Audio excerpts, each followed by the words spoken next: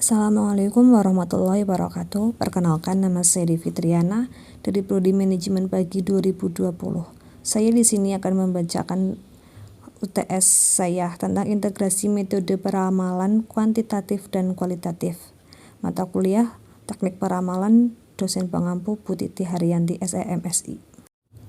Banyak ahli ekonomi dan bisnis yang mengatakan bahwa pada masa sekarang ini hanya ada satu kepastian, yaitu ketidakpastian.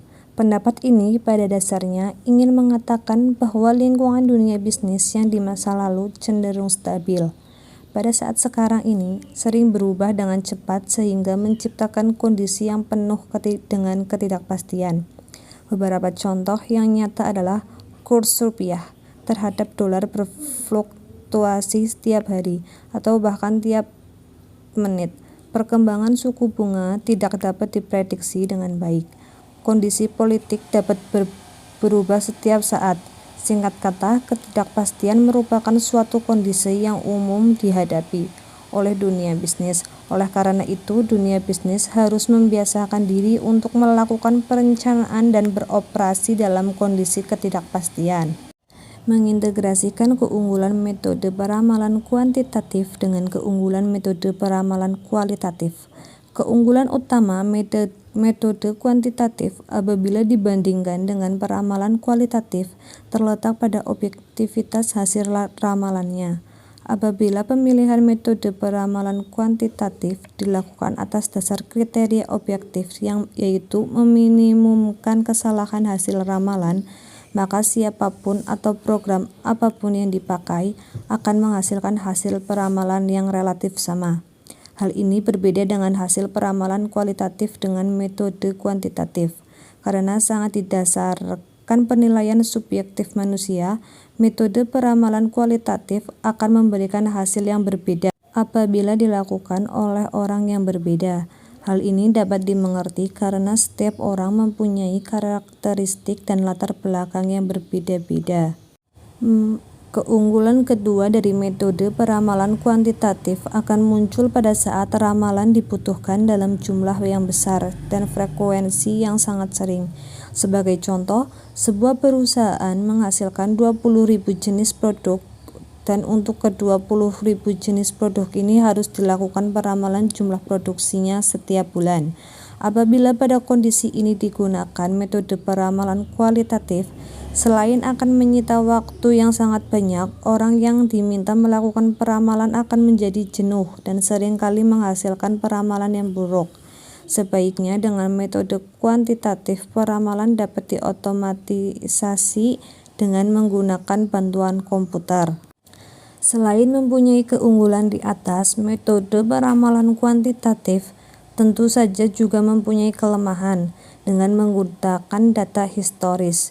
Metode kuantitatif mencoba mengidentifikasi pada pola atau hubungan pada masa lalu dan kemudian mengekstrapolasikan pola atau hubungan tersebut untuk memprediksi masa depan. Secara teknik dapat disimpulkan bahwa metode peramalan kuantitatif mengasumsikan adanya pola atau hubungan yang konstan.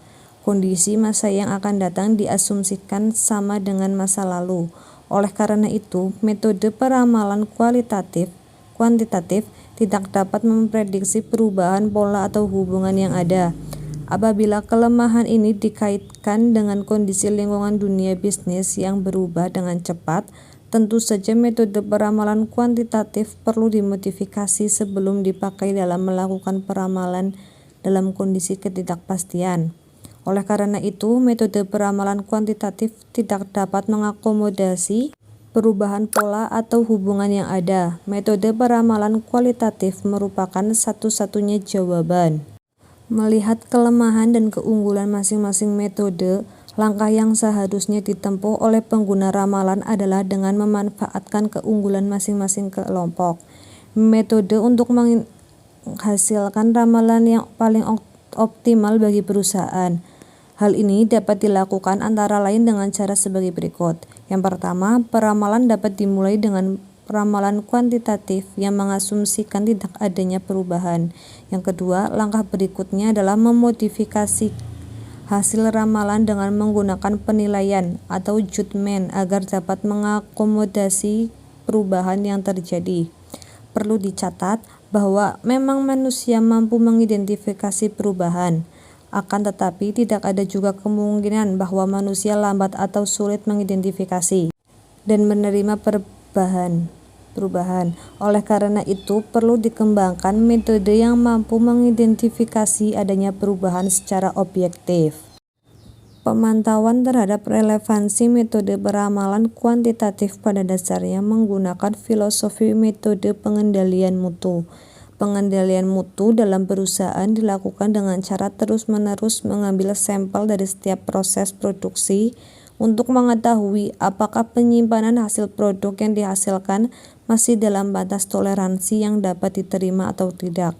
Biasanya, perusahaan menetapkan batas toleransi atas dan bawah dalam melakukan pengendalian mutu. Apabila rata-rata produk masih dalam range antara batas dan atas dan bawah, proses produksinya masih dianggap normal.